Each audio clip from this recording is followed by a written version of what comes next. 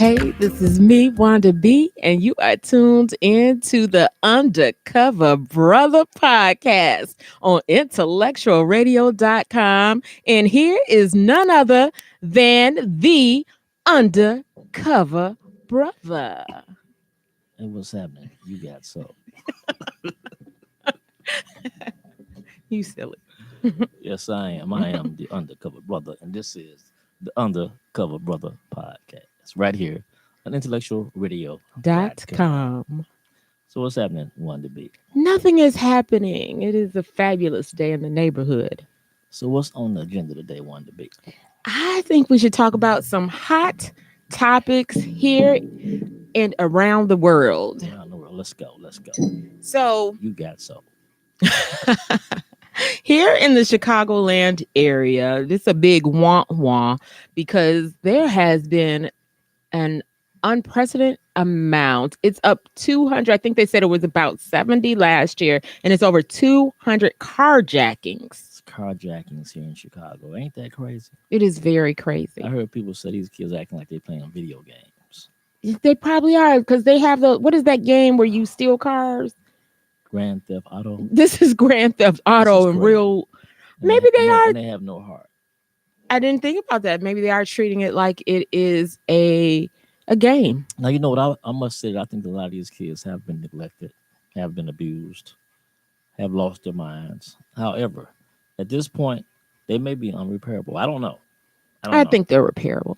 I think also we're in a confusing state with the pandemic, and households are worse than ever before, whether they are out of school and at home and they're bored, and not that you should carjack when you're bored. You know what? I'm bored. I ain't out carjacking nobody. You also... I'm dealing with this COVID-19 crap. I ain't out carjacking nobody. But we are facing issues all over this freaking country. That don't mean you go out and carjack somebody. I agree, but if you're already in a fragile state of being, then if you're already in an unsafe home, or mom and father that have to work at nights, and you're on your own to take care of yourself, and then you add a pandemic to it. So all that sounds fine and dandy, but you got some of these little young dudes who that ain't the case. So they just wants to play live Grand Theft Auto. That could be. You know, I'm sure some of these kids come from good homes. I'm sure some of these kids come from two-parent households. You think so? I really do think so. I don't think so. But you know, once that fad starts, it's like anything else. It's like tattoos.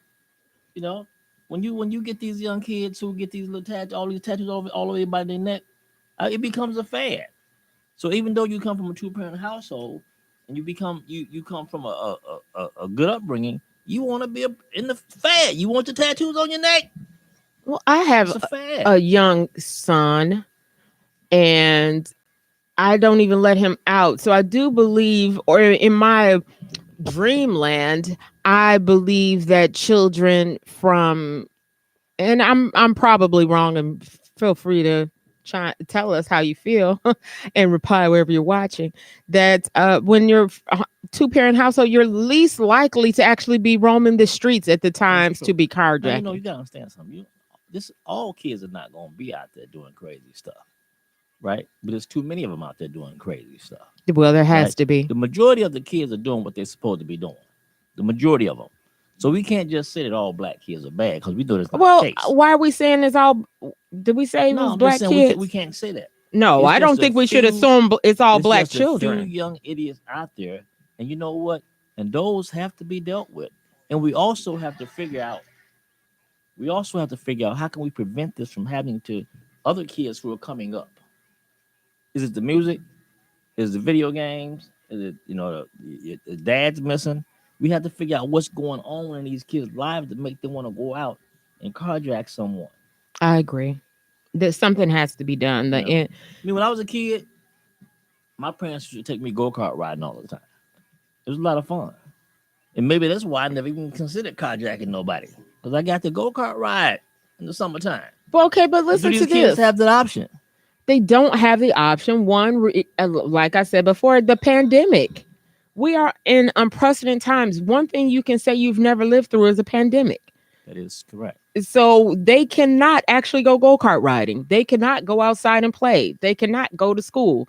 They cannot do all 80% of the things You that know would take what? up your time. That may be totally 100% correct, but you still don't go out with a gun, loaded weapon, carjacking people, especially people who look like you.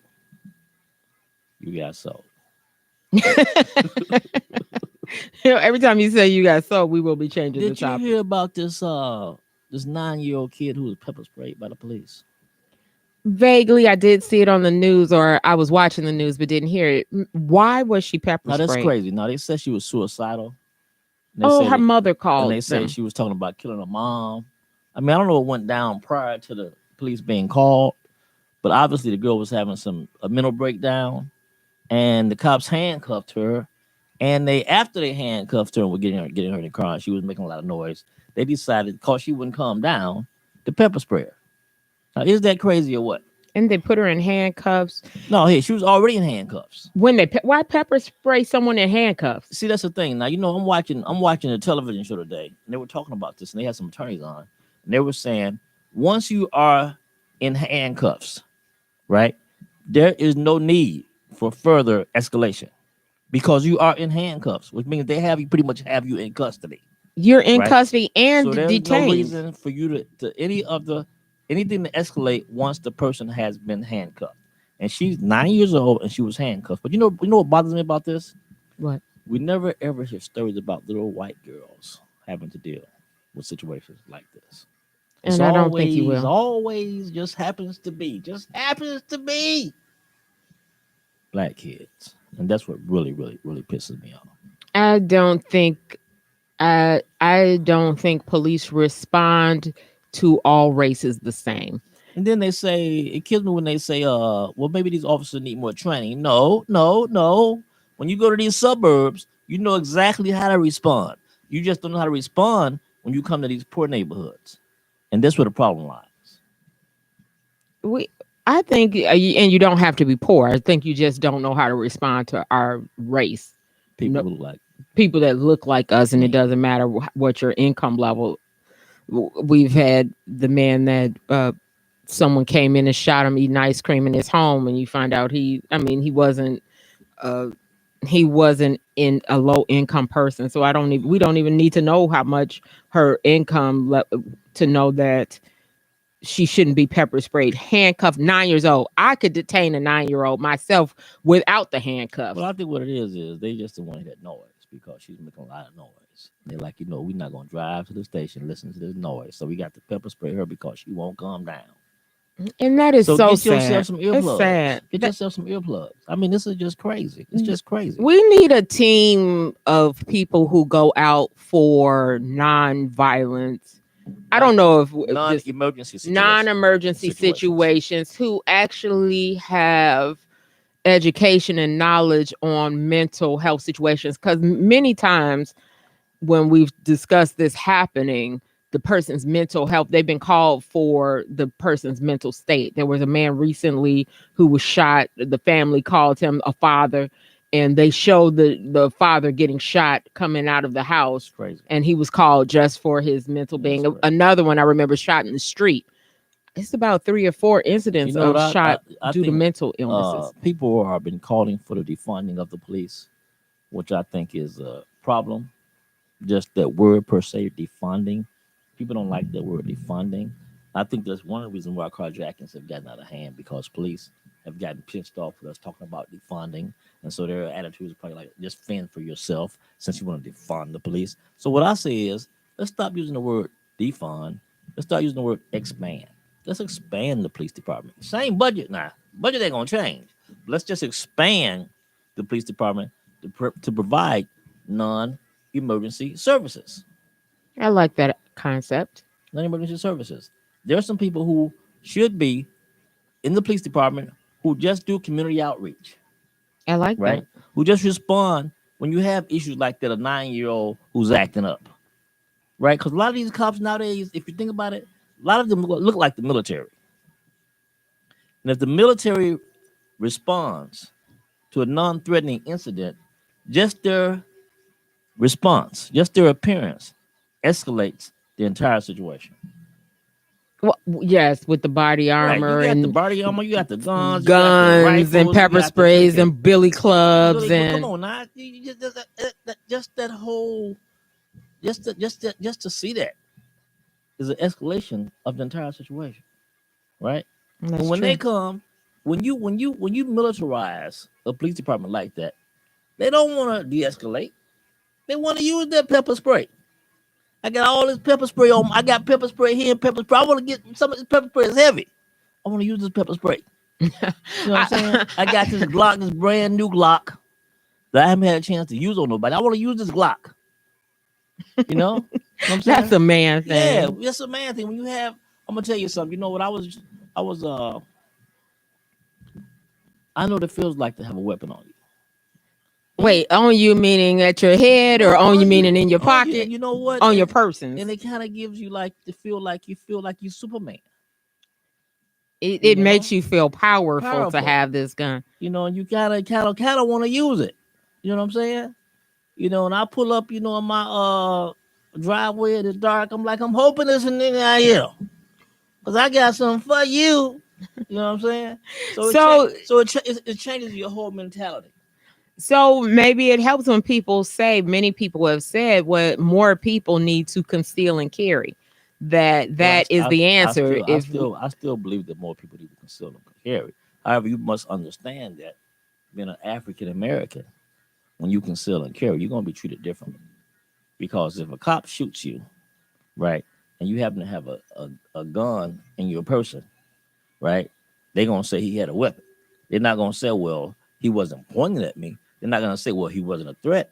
They're not gonna say that he was concealed and defending carried. himself. He concealed and carried. No. Earl had a gun, so we had to shoot him. You know what I'm saying? So although I do recommend people conceal and carry, there is a risk factor when it comes to African Americans concealing and carry, and you have to know that going in the door.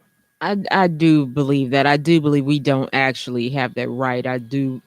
It's true we have the right to conceal and carry, but that then will be all the more excuse why we get to be shot. Exactly. Because I was afraid for my life. Right. The He had a typical pocket answer. knife, so I shot him in the back 7 times. I mean, it's just totally absurd.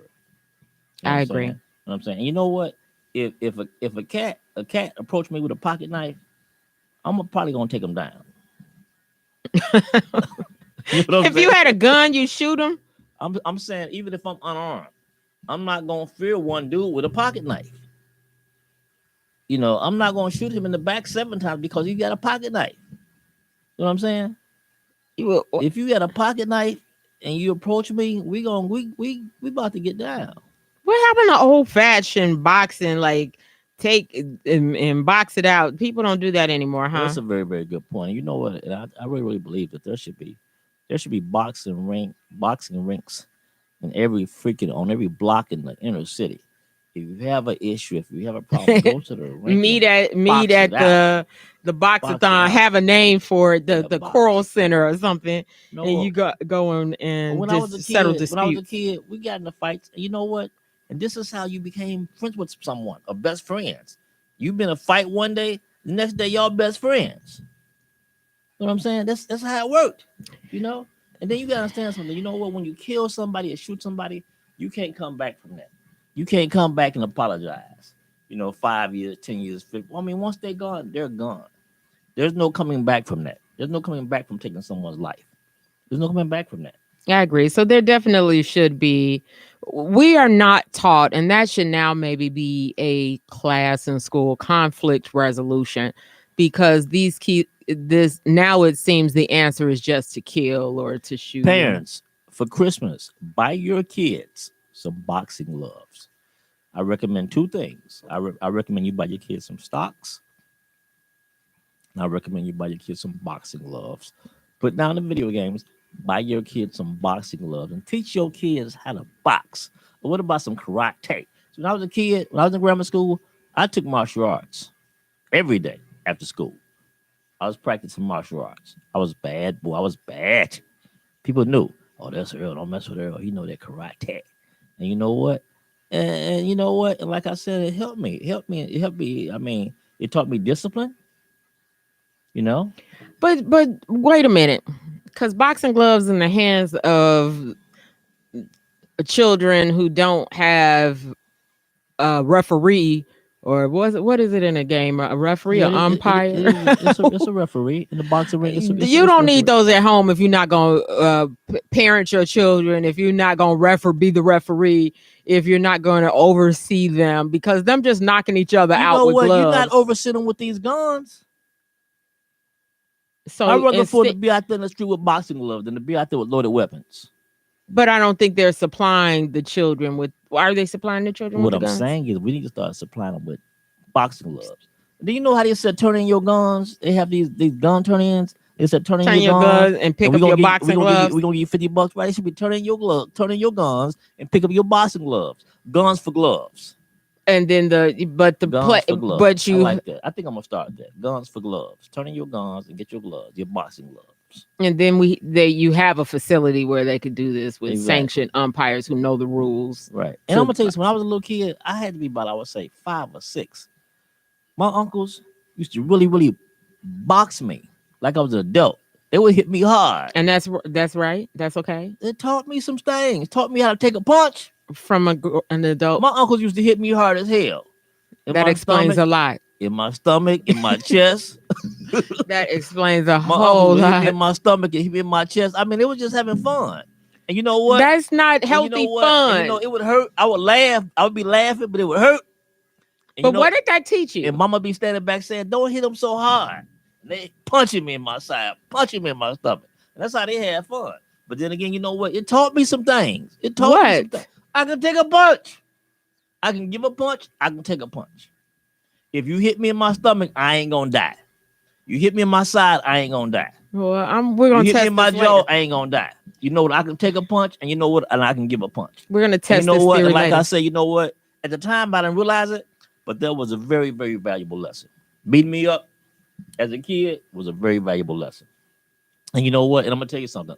I have never in my entire life even thought about robbing, sticking up, carjacking. And you ever. equate that to you being punched. I'm not saying that. I'm just saying that you know what? I had so many other things going on in my life.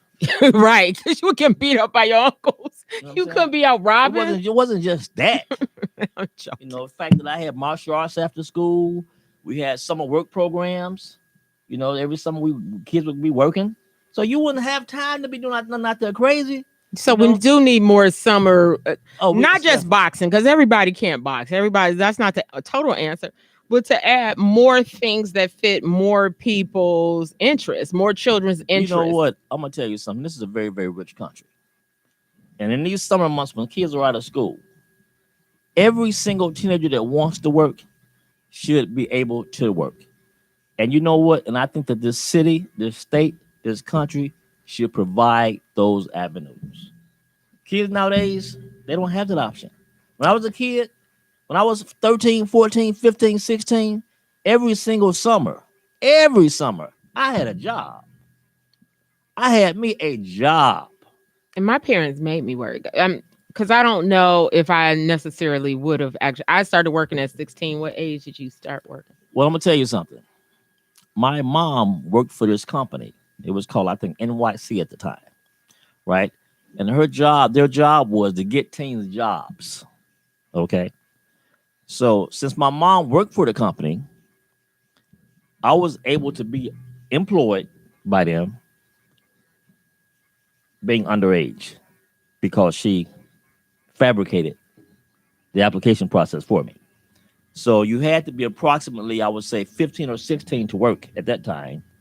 And I started when I was 13 because my mom was in that position, right? So I was 13 years old, pretending to be 15 or 16, but I was actually working the summers and actually making money. That's nice. And maybe you want to hear something strange? This is no lie. There was a group of us. It had to be about, I would say, 15 of us maybe. That was in this one little group. And I was pretty much the leader of the group. And I was the youngest one in the group. And what we did was we painted fire hydrants. There was a truck, right, that would pick us up. We'd be on the back of that truck, all 15 of us. We would have a can of yellow paint and a can of red paint, right? And the truck would pull up to every fire hydrant in the city. We'd stop, and we would jump out, and we would paint. Red and yellow, or No, some we red paint and some the yellow? fire hydrants red, slap the red on the fire hydrants, and slap the yellow on the sidewalk. Oh, okay. Right? We did that, and I remember, we had some issues about whose turn it was or whatever. So I divided this little plan. Was we had two groups, the A group and the B group, and what we did was we would alternate. And this was all my idea at 13 years old. We would alternate. So we pull up to a hydrant, and the A group would jump out and paint red and yellow. The street yellow, fire hydrant red. And while the other group, the A group or the B group, they got to just have fun, do whatever, laugh, joke, play in the street, just do stupid stuff. And then once they were all done with painting the hydrant in the street, we all jump back on the truck, and then we go to the next fire hydrant. Then the second group will get out and work, and the other group had a little fun. And you know what? It was fun, and we had a good time. And you know what? And none of us on that truck ever thought about carjacking. When we got home, we were tired, and we had all this yellow and red paint all over our bodies. And all we were thinking about was getting this paint off our bodies, getting this paint off our clothes, and getting us some sleep. We did not think about going out trying to rob someone or take someone's. Thought about something like that. But think about this also. We didn't have video games either. We didn't have Grand Theft Auto. That's true. We didn't have all that. No, we didn't have that. We didn't have 500 channels, cable channels, TV. We didn't have that hardcore rap music. We didn't have NWA. Fight the power. I like NWA. I'm just saying we didn't have we didn't have that hardcore. Fight the power. No, back then the music that I remember, the music that I loved back when I was in high school, I loved Quincy Jones. The music is not quite the same. I remember. So what do you think? One of my favorite albums was called The Duke. Then we had Curtis Mayfield. And I remember we used to all sing this song, Diamond in the Back, Sunroof. We know this song. Pick up the scene with a gangster lean. Ooh. So, we had songs like that. Right. Music is not the same. You know what I'm saying? Not like we had more. I want to kill you. I want to screw your daddy and this and that. And I'm going to beat your kid. We didn't have songs like that. No. We had songs that made you want to So do you think the music makes a difference? I believe. And I know I'm going out on a limb with this. I believe that media, I'm not going to just say music, but media itself is 90% of the problem that the youth have today. 90%. I believe it's 90%. Because if you listen to some of the music that they listen to nowadays, it's just crazy. It's just crazy. And these kids are crazy. And you know what? And what these kids are doing, in my opinion, that these kids are actually living the lives, or trying to live the lives, of what they're listening to, what's going in their head, what comes in, what goes in comes out, what goes in comes out. And so when you see these kids with all your tattoos on your neck, this is just stuff they done got from Lil Wayne. You know what I'm saying? You see the pants sagging. This is stuff they've got from rappers they've seen. So they're just living what goes in comes out. And these kids are like stupid, right? And the music you listen to, the music is stupid. What's that one song you told me your son was listening to? Oh, I don't remember. Remember that one song, I Want to Kill Somebody? What's that song? Remember that song you said? Oh, I don't remember, but I do know it was dumb. All my friends are dead. Yes. All my friends are dead. I think it was my daughter actually, but yeah, right. There is a song like "All My Friends Are Dead" or something. Come on, now, when I was a kid, what the hell was that? Ain't nowhere in hell. I remember loving Bill Withers, "Lovely Day." A lovely day. You don't have to sing every song. We got it. What I'm saying is, so how you gonna think about robbing somebody or sticking up somebody? I'm listening to Bill Withers' "Lovely Day." It's a lovely day. No, you don't get in the frame. Exactly. You don't really get in. I used to love Minnie Riperton. And she had that high tone. What? No singing allowed. No, Stick to it. Stick to being undercover, brother. Don't You know no what more. I'm saying? I mean, So let's move on. You got soul. There's this thing in Chicago. If anyone's from Chicago, when it snows a lot, and people use chairs, tables to save the spot where you have shoveled. If you shoveled your car out and you want your same spot that you dug out the snow, you dug your car out the snow, you save that spot. Are you familiar with the DIBS program? Very much so. As if it's a real program. I've never actually had to do it. Okay. Well, so now Chicago had definitely have heard of it. 2 days of intense snow. I say there is about maybe 10 inches out there. Very, very intense. So now people have dug out their cars from where they were last parked. And I listened to today on the radio 2 different radio hosts. One actually part of the Intellectual Radio family. Someone dug out their car out the spot, but it happens to be in front of their home. And the person put down chairs in front of someone else's home to save this spot. What do you think about the DIBS program? Is that fair? Here.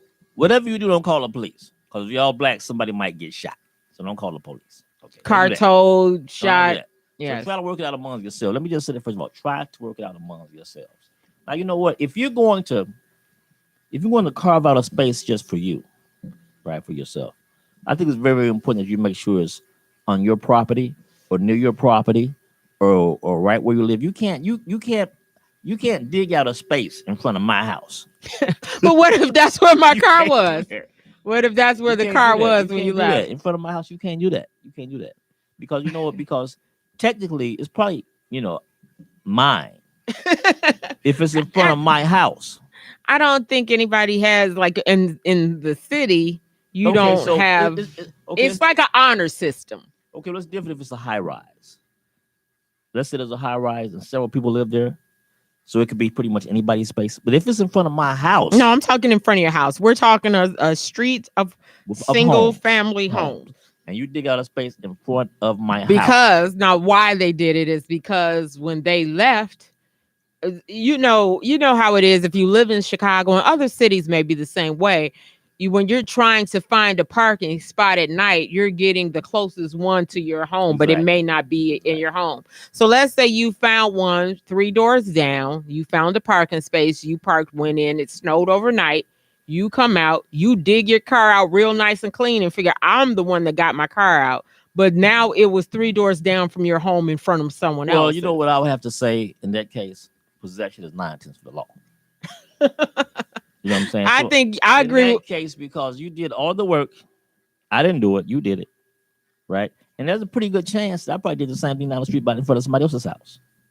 If you think about it. Well, that's true. And so maybe we're all doing it for each other. So exactly. So yeah. So I would say possession 9/10 of the law.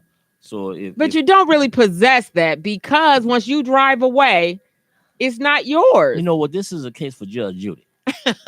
But I would have to say, I like Judge Mathis. If I was Judge Judy or Judge Mathis, Judge Judy, come on! I haven't seen her in a while. Don't know. I would have to say, I think she does. I would still have to say that possession is 9/10 of the law. So if this person did the work, put the chairs out, I would honor that. Personally, I would honor that. Now this is only during heavy snow days. No, you can't. There's no even need to put the chairs out. I would honor that. I would honor that. I would honor that person. That's my. So you come out and still feel like I want my space. But I can still see where there would be a debate.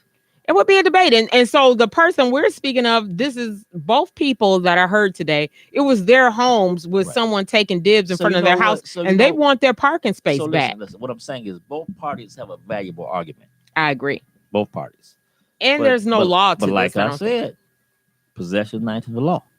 But once you leave off to work and leave that space, you no longer possess it like you wouldn't have if it hadn't snowed. But if I put my freaking piano out there, if it hadn't snowed, you never go into that space and think it was yours. You better not touch my piano.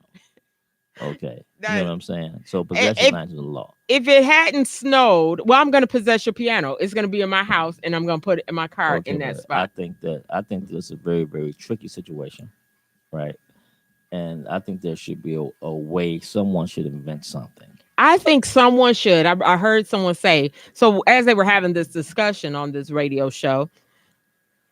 A guy mentioned that everyone should come out and help everybody dig out so the whole block is clean and then nobody has to worry about spaces. That's true, but you gotta understand something. You have some of these homes where you have single female, single ladies. Well, he said all the males. You all have the some of males. these homes where you have elderly.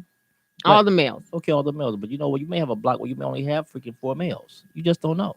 But 4 males have to clean off The entire block. That's too much. People have had heart attacks from freaking shoveling snow. You know so I'm really personally kind of scared to do a lot of shoveling myself.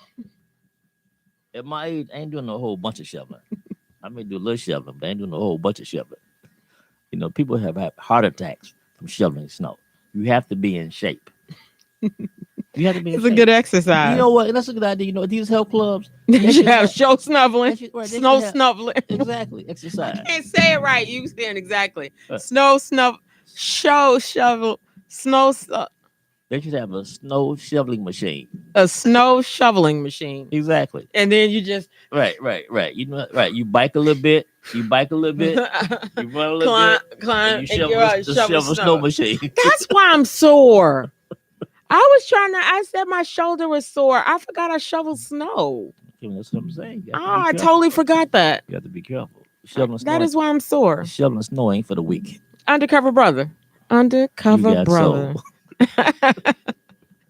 I'm glad you know you're cute. What do you think about Cecily Tyson passing away? Sad. Very, very sad. But you know what? Think about this right. She was 96. Good you luck. know what they said? They said that she died from undisclosed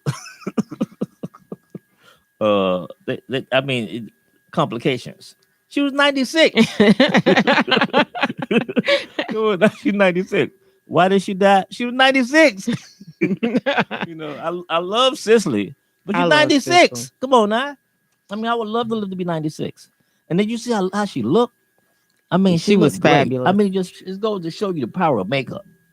Because if you look at some of her pictures back, let's say 30, 40 years ago, she looked like, you know, maybe that was the makeup. A slave. She was playing a slave. You don't play a slave in makeup, and you don't play a slave looking like on the cover of Vogue. But if you see her 30 years later, 40 years later, you see her now. She just did an interview on, I think it was Kelly and whatever, that crazy white people show. She just did an interview on there, and her makeup was freaking incredible. I mean, she really looked like she was freaking 40 or 50 years old with that makeup. Well, I got to get some of that. I mean, it was just pretty incredible. I mean, makeup is really, really, you know, witchcraft. I was just you know what? I was just getting ready to say that. You know what? Makeup is just like it's witchcraft nowadays. You know what? If y'all could do makeup, if y'all did makeup back in the 1800s the way y'all do makeup today, a lot of y'all would get hung. What? They used to hang witches.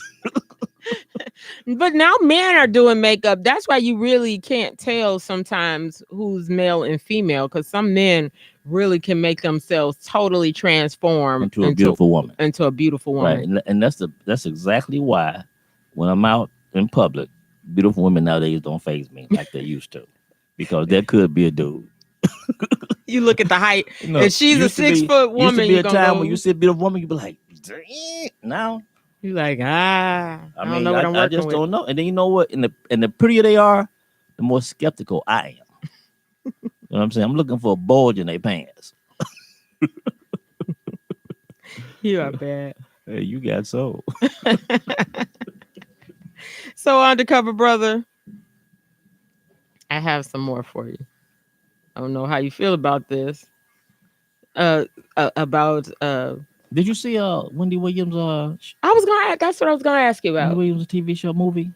I did, and added with Salt and Pepper. Did you see Salt and Peppers? I saw them both. Personally, I enjoyed them. What is your review? You know, one thing about me is there's certain types of films that I like. Which are? I like films that show African Americans doing something positive. Right? Movies like New Jack City, I can't get into that. That's probably why these kids are messed up like they are. Right? And I'm gonna tell you something. When this drug epidemic was happening in Chicago, was New Jack City was like the movie. You know what I'm saying? And people don't realize how that has an effect on society. You know what I'm saying, I don't want to see movies like that. I want to see movies that empower us, that empower African Americans. I want to see movies like Black Panther. You know what I'm saying? I mean, I created this freaking term called white hero movies, right? And in my opinion, 95% of the movies out there are white hero movies, right? And I'm just sick of it. He's an old man in a wheelchair, but he's a hero, right? He's 85 years old, but he's beating off these young thugs. You know what? It's just crazy, right? She's a 19-year-old white superwoman. She can fly. Come on now. I'm just tired of it, right? I like movies that empower African Americans. Now, if you watch what was the group, the girl group, Salt and Pepper, it inspired me to be Salt and Pepper. Salt and Pepper's here. Yeah, to rap, because you think about it inspired you to rap. I want to rap because you know what? Because you think about it, they really said, you know what? We can't rap. We never rapped before. We can't rap. But Bo was like, you know what? You got this. It just goes to show you what encouragement can do to you. Empowerment. That's true. It really make a difference in your life. If the right person comes along in your life, it can change your entire life. They had never ever dreamed of being Salt and Pepper. He came and said, you know what? Listen, I got a dream. You're going to be Salt. You're going to be Pepper. And this is what we're going to do. And you know what? And they said, okay, we're going to do it. Read these lines. Just rap them. Just read them like I wrote them. Rap them. I got the music. Just hit them lines. You know what? And Salt and Pepper blew up. It goes to show you what encouragement can do. You know, for everybody. For everybody. And Wendy Williams, it was. Let me go back before you go off the encouragement. He also was behind the scenes and the creator of Kid and Play. So he not only did that for Salt and Pepper, he also did it for Kid and Play. That's really, really incredible. And we need more young men like that who can go out and make dreams come true. I like that. So Wendy Williams, you were about to say. Now, Wendy Williams, I think the movie moved too fast, in my opinion. It skipped so many chunks. It should have been a series. You know, it should have been a series. You know, episode 1, episode 2, 3 episodes, episode 3, episode 4. It just crammed too much in that one little movie. You know what I'm saying? They didn't really show you her progression of how she ended up being the Wendy Williams, right? And you never ever saw when she was ugly. You only saw when she was she got the like she done had her face done. She doesn't think you're not gonna see it that way because she doesn't feel she's ugly. I ain't gonna say she was ugly. I'll take that back. Okay, take that back. I know she was a little chunky, right? And she was a little darker, and she hadn't had her nose done, and her hair was a little jacked up. I'm talking about when she first started, but they never showed her like that. If you watch this, when she was 13 or 14, they showed her being a little chunky, but she wasn't even really chunky then. She wasn't chunky by today's standards. You know what I'm saying? And the parents were like, what you've been eating? You overweight. We can't zip this dress up. Wendy wasn't chunky. I've seen some chunky kids. A chunky kid can't hardly walk. A chunky kid can't get through the door. A chunky kid needs a special chair. She wasn't chunky. She wasn't chunky at all. But anyway, they didn't show Wendy how she looked when she first started. Because they showed her getting the breast enhancements. She said, I want them big, as big as you got. I can afford it. Give me the biggest thing you got. And the guy's doctor was like, well, you kind of small and you may not look right. I don't care. Just give me the big ones. I was asleep by then, so. But anyway, I think the progression was moved too fast. I was very impressed with her accomplishments, but it really didn't show much. I would like for it to have shown something that would inspire youth today to maybe get into business, get into radio business, to show how she did it. What made her Wendy Williams? Because it looks like to me it was just a string of luck, really, actually.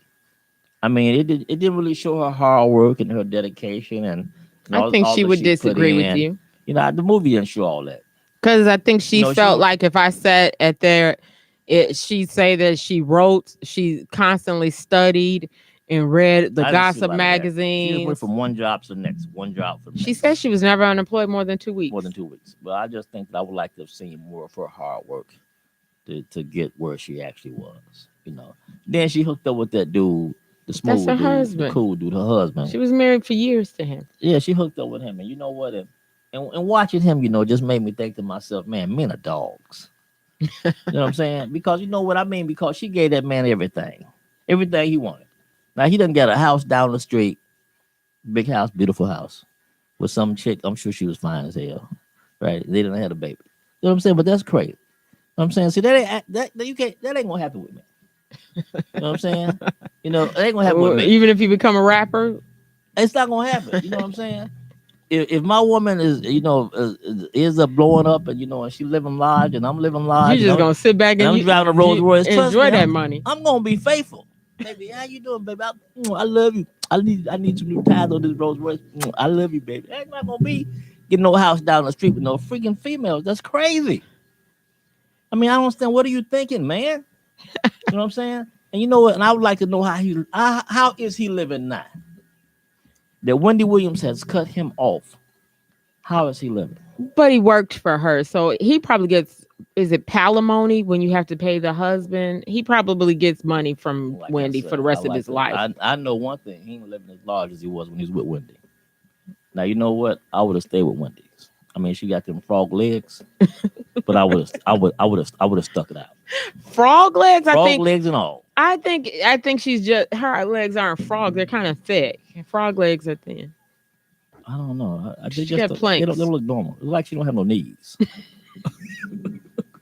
But you know what? But I have to say, Wendy Williams, I'm impressed with all your accomplishments. And you know what? And I am a fan. How you doing? Yeah, do your stupid puppy dog hands. How you do? I like that she made her own little. I like those little catchphrases. Oh, what is yours? Say it again. Let's move on to the next topic. You got soul. I think Wendy inspired you to start. No, I don't. But that's funny. You and your catchphrases. So as we go on with topics, we saw. So you're a fan of both. So if out of thumbs up, out of 4 stars, am I doing thumbs or 4 stars? Which one would you give it? If you want thumbs, stars, Give 'em- fingers. Let's oh, it was either thumbs up or down. Thumbs up or down for salt and We're gonna do pepper. the fist. You got soul or you don't. Oh, you know. You got soul or you don't. Okay, does salt and pepper have soul? You got soul. And Wendy Williams, does she have soul? You got soul. Actually, like I said, I enjoy it. Any black movies, TV shows that empower. I'm definitely gonna give them. You got soul. They have the new Black Panther movie coming out. I didn't hear that. The one with the new not Black Panther, the flying character. I'm talking about like Fred Hampton Black Panther. Yes. In fact, Intellectual Radio has spoken to Fred Hampton Jr. and his mother and talked about doing some form of screening. Because Maybe Fred Hampton Jr. hosts a radio show here every single Tuesday night, Wednesday night. it would be Wednesday at 6:30. Free them all radio. Please check him out. Fred Hampton Jr. from the Black Panther Party, the Cubs. They're right The here Cubs. in this room on IntellectualRadio.com. You don't want to miss that, y'all. That's black empowerment right there. That's definitely black empowerment. I mean, I've sat through his show, and the people that call in hoping for his help on situations is just incredible. I mean, I've walked away just astounded by what people are going through and what help is needed out there. So I'm astounded by what this country put our people through. Yes. And they would have to call the Fred Hampton Jr. for assistance. So true.